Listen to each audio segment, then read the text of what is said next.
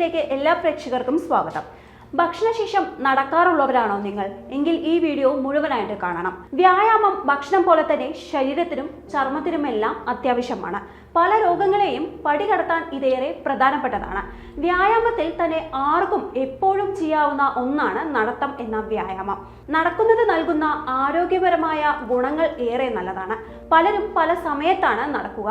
ഭക്ഷണശേഷം നടക്കുന്നത് പലർക്കുമുള്ള പതിവാണ്. എന്നാൽ ഭക്ഷണശേഷം നടക്കുമ്പോൾ ചില കാര്യങ്ങൾ ശ്രദ്ധിക്കുന്നത് ഏറെ നല്ലതാണ്. ഇത്തരത്തിലെ ചില കാര്യങ്ങളെക്കുറിച്ച് നമുക്ക് ഈ വീഡിയോയിലൂടെ പരിശോധിക്കാം. ഭക്ഷണം കഴിച്ച ശേഷം നടക്കുന്നത് നല്ലതു തന്നെയാണ്. ഇത് ദഹനം പെട്ടെന്നാക്കുന്നു. ഊർജം വർദ്ധിപ്പിക്കാനും തടി നിയന്ത്രിക്കാനുമെല്ലാം ഇത് മികച്ചതാണ്. ഭക്ഷണം കഴിച്ച ശേഷം ഉടൻ നടക്കാതെ 10-15 മിനിറ്റ് ഇരുന്നതിന് ശേഷം മാത്രം നടക്കുക.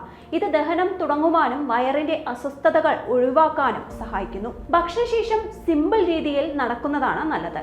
കൂടുതൽ സ്പീഡിലോ വ്യായാമം ചെയ്യുന്ന രീതിയിലോ നടക്കാതിരിക്കുക. ശരീരം വല്ലാതെ ഇളകുന്ന രീതിയിലെ നടപ്പ് ഒഴിവാക്കണം. കഠിനമായ വ്യായാമ മുറകൾ ഭക്ഷണശേഷം ഒഴിവാക്കുന്നതാണ് നല്ലത്. കൈകൾ ചെറുതായി ചലിപ്പിച്ചും സ്ട്രെച്ച് ചെയ്തുമുള്ള തരം നടപ്പ് ശീലമാക്കാം. ഇത് ശരീരത്തിന് ആയാസമുണ്ടാക്കില്ല. നല്ലതുപോലെ ശ്വാസമെടുത്ത് നടക്കാൻ ശ്രമിക്കുക. ഇത് ഓക്സിജൻ ശരീരത്തിൽ വേണ്ടതുപോലെ എത്താൻ നല്ലതാണ്. നടക്കുമ്പോൾ ബ്രീത്തിങ് വ്യായാമം ചെയ്യുന്നത് മനസ്സിന്റെ സുഖത്തിനും നല്ലതാണ്. നടക്കുമ്പോൾ ശരീരത്തിന് ബുദ്ധിമുട്ട് തോന്നിയാൽ അല്പനേരം ഇരുന്നിട്ടോ വിശ്രമിച്ചിട്ടോ നടക്കാം. ഇത്തരം നടപ്പ് ഗുണം നൽകും. പാട്ട് കേട്ട് നടക്കുന്നതും മറ്റുള്ളവരുടെ കൂട്ടത്തിൽ സംസാരിച്ച് നടക്കുന്നതും പ്രകൃതി ആസ്വദിച്ച് നടക്കുന്നതുമെല്ലാം നല്ലതാണ്.